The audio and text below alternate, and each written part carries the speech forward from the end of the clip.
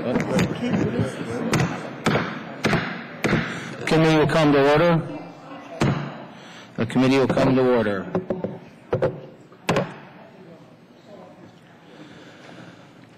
I want to welcome everybody to today's markup, and I call the Committee on Transportation and Infrastructure to order. Today the committee will consider H.R. 3, the Northern Route Approval Act, and also the General Services Administration Capital Investment and Leasing Program Resolution, and also H.R. 1092 to designate the Air Route Traffic Control Center located in Nashville, New Hampshire, as the Patricia Clark Boston Air Route Traffic Control Center.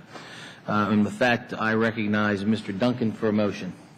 Mr. Chairman, pursuant to Rule 1A1 of the Rules of the Committee on Transportation and Infrastructure, I move that the committee be authorized to declare recess during today's markup.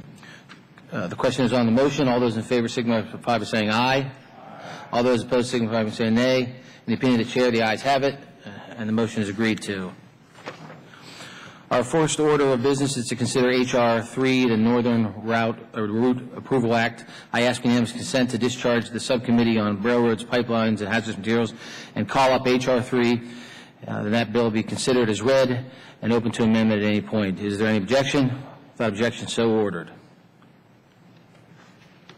Today the committee is considering H.R. 3, the Northern Route Approval Act. It's bipartisan legislation authored by Representative Lee Terry that will allow construction of the Keystone XL pipeline to proceed. I'm proud to be co-sponsor of this important bill. Pipelines are the energy lifelines that power nearly all of our daily activities.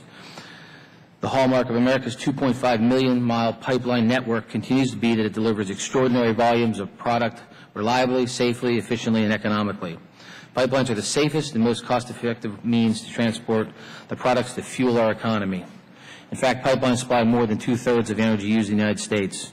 The Keystone XL pipe project will be a critical addition to this extensive network, increasing our nation's supply of oil and thus helping to reduce the cost of oil.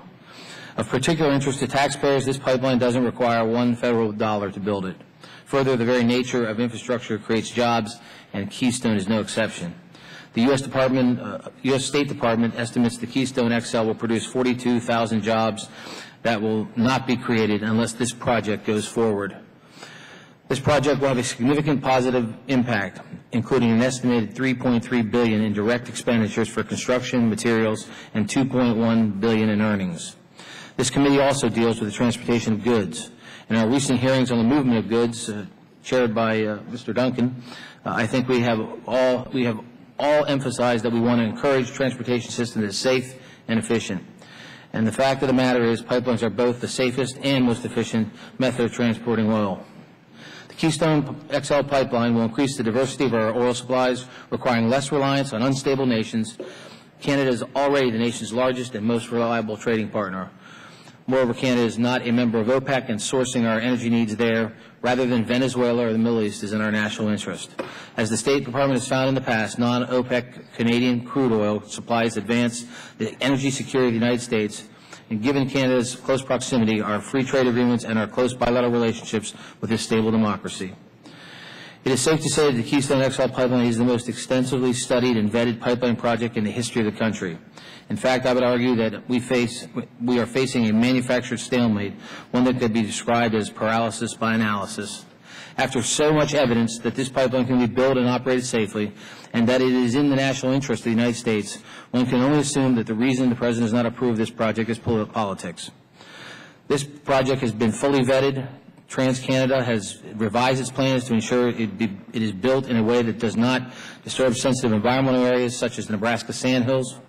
The administration has had enough time. The studies have been done and this project checks out. It's time to let this project proceed. The majority of Americans know this is the right thing to do, so Congress, through this bill, will finally move the project forward. This project will create jobs, improves our nation's economy, strengthens our transportation system, and help improve the nation's economic security. I ask that all members of the committee, Republicans and Democrats, join me in supporting this legislation.